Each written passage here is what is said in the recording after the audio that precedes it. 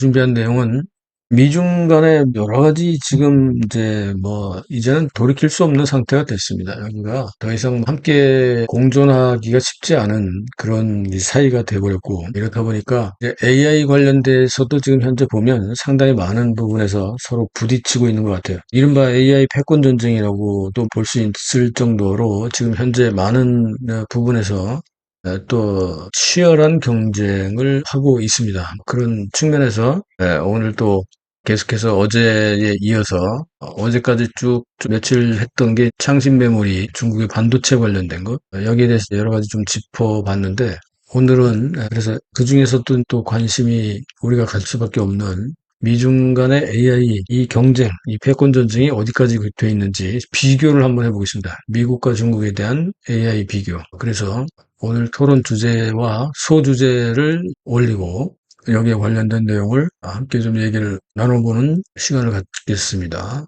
오늘 소주제는 7가지로 한번 정리를 해봤습니다. 오늘 요것만 들어도 아마 그만한 이 주제 AI 미국과 중국에 대한 비교는 충분히 배우실 수 있을 겁니다. 자, 미중 간의 AI 패권 경쟁이 있는데 이게 과연 어떤 차이가 서로가 있는지. 그런데 이게 새로운 분야이다 보니까 중국이 또 우세하다고 할까? 장점이라고 할까? 이런 부분도 있고, 또 미국이 그래도 역시 우세한 부분, 장점인 부분이 있고, 이렇게 좀 구분을 해볼 수가 있는데요. 전반적인 기술 수준에서 보면 물론 당연히 미국이 여러 가지 측면에서 유리하긴 합니다만, 그러나 아시다시피 AI 자체가 지금 새롭게 나온 분야이기도 하고, 이렇다 보니까 이게 일방적으로 정말 미국이 안심하고 우리가 무조건 이건 이렇게 할 정도는 아닌 것 같아요. 아무튼 중국의 추격이 상당하다 볼 수 있고, 인공지능이 이제는 단순한 기술적 진보를 넘어서서 어떻게 됐습니까? 지금 국가의 경쟁력이라든지 더 중요한 거는 군사적 안보 역량을 결정짓는 아주 핵심 지표가 돼버렸죠. 그죠? AI가 전장판을 아주 뒤흔들고 있는 데다가 밀리터리 파워뿐만 아니라 이코노미 파워까지도 급상승할 수 있는 이런 아주 굉장히 중요한 요소가 바로 인공지능, 이 AI입니다. 근데 다른 웬만한 나라들은 지금 220개 넘는 나라들 중에서 정말 엄두도 못 내는 나라들이 부지기수인데, 그래도 대한민국이 명단에는 일단 올라가고 말이죠. 이런 정도까지 있다는 게 정말 다행이기도 하고 자랑스럽습니다.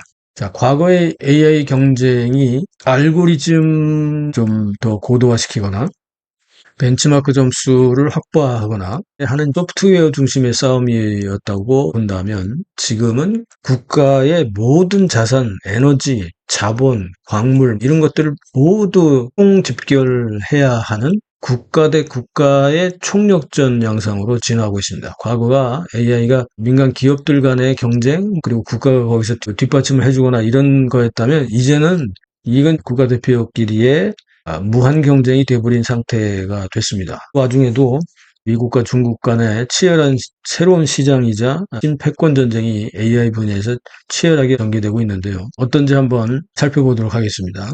일단 미중 AI 패권 경쟁에 대해서 기술 모델이라든지 인프라, 패러다임 이쪽에 대한 거를 간단하게 좀 비교를 해보겠습니다.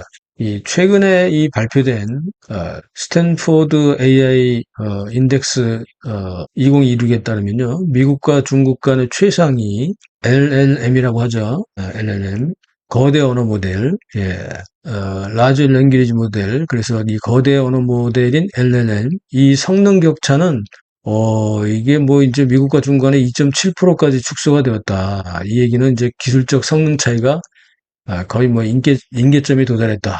경쟁의 중심축이 모델링 전략에서 이 컴퓨팅 인프라 및 에너지 안보라는 하드웨어 패러다임으로 급격히 이제는 이동하고 있다. 이렇게 이제 진단을 스탠포드 AI 인덱스에서 올해 겁니다. 그래서 이제 이렇게 이제 발표가 되고 있는데요.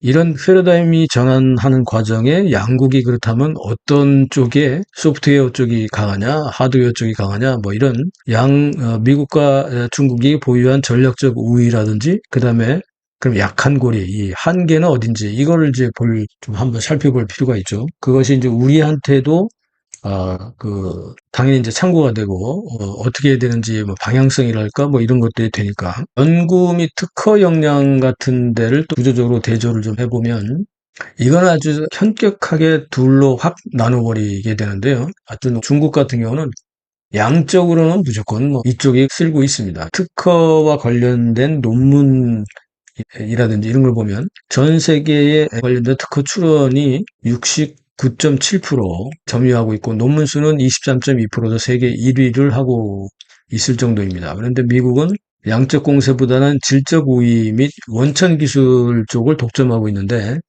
미국 같은 경우는 핵심적인 원천 특허라든지 글로벌 프레임워크 같은 쪽을 독점을 합니다. 그래서 양으로 보면 이제 그렇게 많지는 않은데 핵심 모델 수 같은 경우는 중국이 한 30개 정도 모델을 지금 가지고 오고 있는데 미국 같은 데는 50개인데 이거는 또 질적으로 높으니까 최상위권 모델 쪽. 그래서 글로벌 표준을 주도하는 건 역시 미국이다 이렇게 인식하면 되고 인재 같은 경우에도 보면 해외의 인재들이 2017년 대비했을 때 미국으로 들어가는 인재들이 89%나 감소할 정도로 오히려 중국 같은 경우는 특히 미국이나 서방 쪽에서 공부하고 있던 중국인들이 귀국을 하게 되잖아요.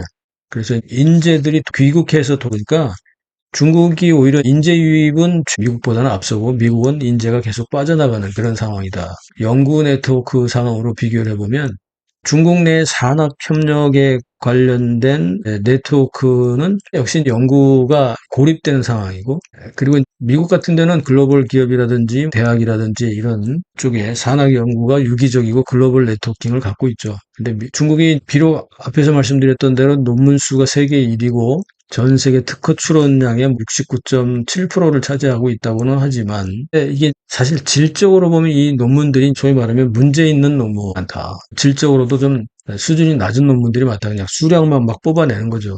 뭐 이런 지적들도 있습니다. 그래서 미국이 혼자 독주하는 거에 중국이 그나마 그래도 쫓아가면서 하고 있다. 아무튼 이제 미국이 원천 기술 리더십은 유지하고 있지만 AI와 관련된 전문가 연구자들이 급감하는 인재 부재 상황에 지금 있다 이렇게 보면 되겠고 그래서 이 하드웨어 인프라 자산의 거대한 격차에도 불구하고 최근에 사실상 경쟁의 승부처는 누가 얼마나 확보하느냐 중요하지만 또 하나는 이 칩셋을 가동하기 위해서 필요한 에너지 안보라든지 자원 공급망도 과연 누가 더 많이 이거를 확보해내느냐 이게 큰 포인트가 되고 있는데 일테면은 전력이 엄청나게 있어야 되고 전력 인프라 및 예비 전력 이런 것들이 풍부해져야 되는데 AI가 데이터 센터를 포함해서 물을 많이 쓰게 되잖아요. 그래서 중국의 발전량을 보면 미국의 규모가 크다 보니까 2.3배 정도나 많고 전력 예비율 80% 정도 이상을 항상 유지하고 있다 보니까 데이터 센터를 확장하는 데 있어서 중국이 더 유리하다라고 볼 수 있고 반면에 미국은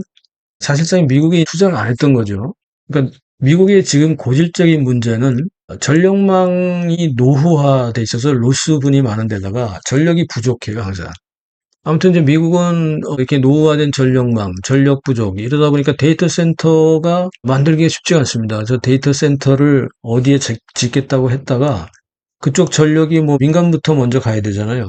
그러니까 데이터 센터 승인이 중단되는 사태가 계속 있을 정도로 문제가 되고 있습니다. 일테면 골드만삭스 같은 경우에서 2030년 미국의 거의 모든 전력망에서 예비 용량이 부족한 현상이 발생할 것이다. 이렇게 경고를 할 정도까지 미국이 지금 정말 의외로 이 전력망이나 전력 부족에 대한 심각한 그리고 이것이 너무 노후화되어 있기 때문에 여기 기관 인프라에 대한 부분을 지금부터라도 서둘러서 엄청나게 투자를 좀 해서 이거를 잡아놓지 않으면 지금까지 아무리 하드웨어나 기타 여러 가지 원천 기술이 뛰어나면 뭐합니까? 바로 따라잡히는 거죠.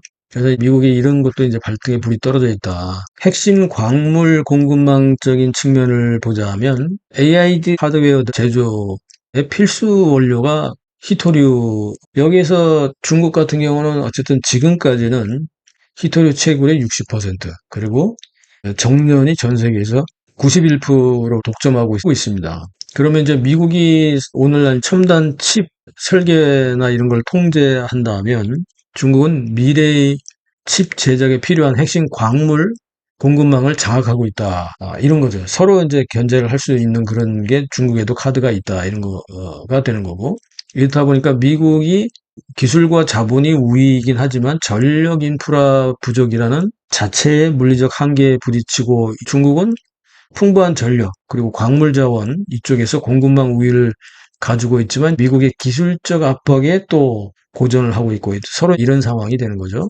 미국이 AI에 관련된 가장 핵심인 칩에 대한 설계도를 쥐고 있다면 물론 생산은 뭐 대만이나 한국이나 마이크론 이런 데서 어쨌든 미국이 칩의 설계도를 짚고 흔들면서 중국을 제재하면 중국은 이제 칩을 만들 재료 희토류, 그다음에 에너지 쪽에서 우위를 보이고 있다. 서로가 이런 거로 볼 수가 있겠습니다.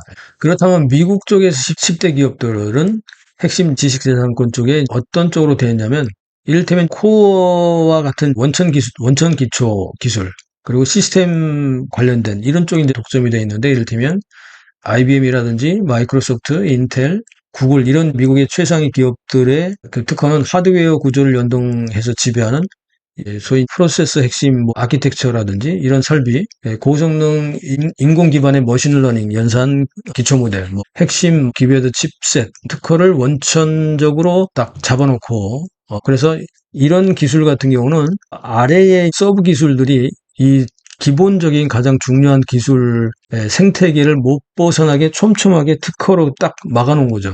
그러니까 중국은 특허 수는 많은데 바로 즉각 상용화하는 일종의 실용신안 특허라고 할까? 이런 쪽에 집중돼서 수량이 많은 것뿐이고 실제로 원천 기술 관련된 거는 완전 넘사벽으로 정말 필요한 거는 핵심 코어 기술은 미국이 딱 갖고 있다. 이렇게 보시면 돼요. 어차피 원천 기술은 막혀 있어요, 중국은. 그러니까 자기들이 선전하고 싶은 거는 즉각 수익화를 내는 쪽이 포인트가 아니라 사실 쉽게 상업에 응용될 수 있는 그리고 특허를 바로 등록할 수 있는 이런 쪽에 집중되어 있다. 이렇게 보는 거죠. 그러니까 기본 원천 기술에서 못 따라가니까 그리고 그 장벽이 있어서 어차피 지금은 이미 그 주도권을 뺏겨 있는 상태에서 완전히 새로운 거를 만들지 않는 이상은 여기는 못 들어간 거지. 어쨌든 나중에 얘네들이 이거 쓰려면 결국 로열티 내야 되는 거죠. 그렇게 되다 보니까 바로 이런 평가가 나오는 거죠. 중국 상위의 10대 테크사들이 특허 수가 엄청 많은데 미국의 상위 10개 회사에 비해서 이거는 속빈 강정이다. 실속이 없다. 이런 평가를 들을 수밖에 없는 거죠.